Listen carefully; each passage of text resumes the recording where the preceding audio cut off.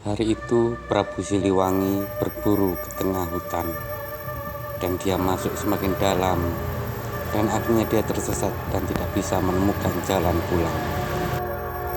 Tapi Prabu Siliwangi akhirnya merasa lega karena dia melihat seorang wanita di dalam hutan. Prabu Siliwangi mendekati wanita itu dan bertanya, "Wahai wanita cantik, apakah kamu tahu jalan keluar dari hutan ini?" tanya Prabu Siliwangi. Dan wanita itu menjawab, "Tentu saja aku tahu, karena aku adalah penghuni hutan ini." "Kalau seperti itu, tolong tunjukkan kepadaku di manakah jalan keluarnya."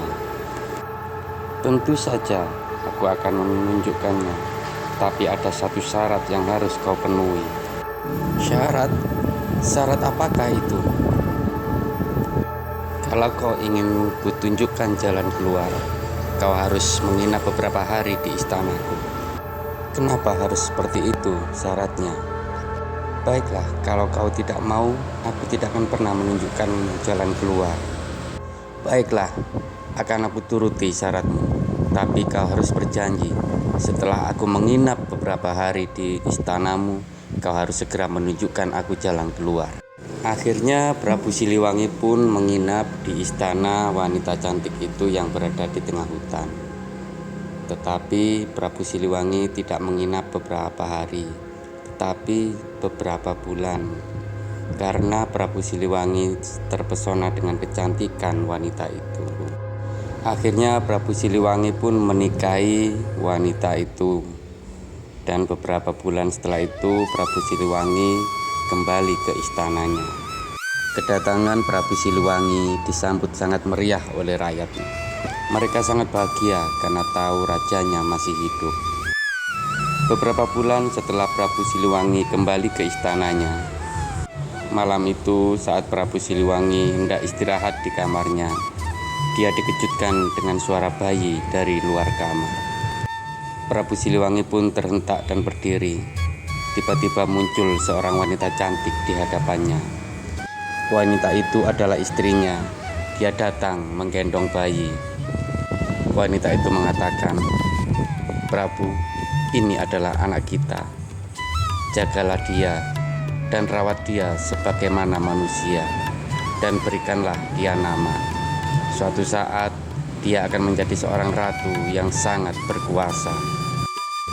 Prabu Siliwangi pun menerima bayi itu dan menggendongnya. Diberi nama bayi itu Kadita. Beberapa tahun kemudian, putri pun tumbuh menjadi seorang gadis remaja yang sangat cantik. Prabu Siliwangi pun berkali-kali berusaha untuk mencari istrinya di tengah hutan, tapi tidak pernah berhasil. Dia tidak pernah menemukan istrinya lagi. Akhirnya Prabu Siliwangi memutuskan untuk menikah lagi dengan seorang perempuan, yaitu Putri Permata, dan mereka dikaruniai beberapa orang anak. Putri Permata merasa cemburu karena Prabu Siliwangi lebih menyayangi Putri Kadita daripada anak-anaknya. Putri Permata semakin benci dengan Kadita setelah tahu bahwa Prabu Siliwangi ingin Putri Kadita lah yang akan menjadi penerus pewaris tahta. Akhirnya Putri Permata mencari bantuan dari beberapa orang dukun untuk mengutuk Kadita. Beberapa hari dari itu, Putri Kadita tubuhnya tumbuh penyakit dan baunya sangat busuk dan menyengat. Prabu Siliwangi sangat bersedih hati. Segala macam cara telah diupayakan, tapi Putri Kadita tidak sembuh juga. Akhirnya Putri Permata minta agar Prabu Siliwangi mengusir putrinya. Akhirnya Prabu Siliwangi pun mengasingkan Putri Kadita. Putri Kadita pun dengan bersedih hati, dia pergi meninggalkan istana. Dia berjalan menuju hutan.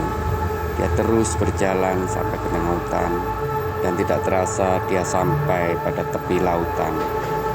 Dan karena kelelahan, Putri Kadita pun tertidur di atas batu. Saat Putri Kadita tertidur, dia mimpi bertemu dengan ibunya.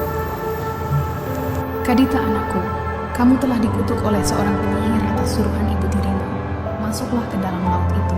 Percayalah, kamu akan sembuh dari penyakitmu dan akan menjadi ratu penguasa yang tak terkalahkan.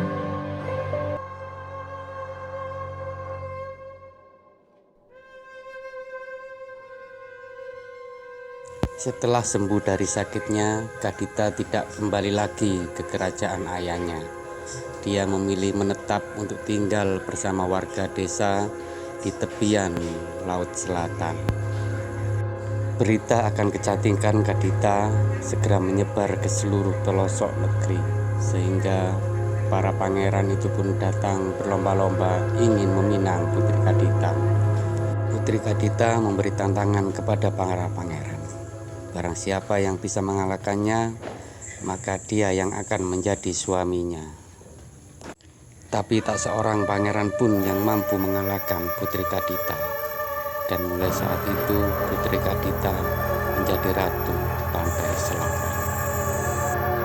Dan mulai saat itu Putri Kadita lebih dikenal sebagai Ratu Pantai Selatan.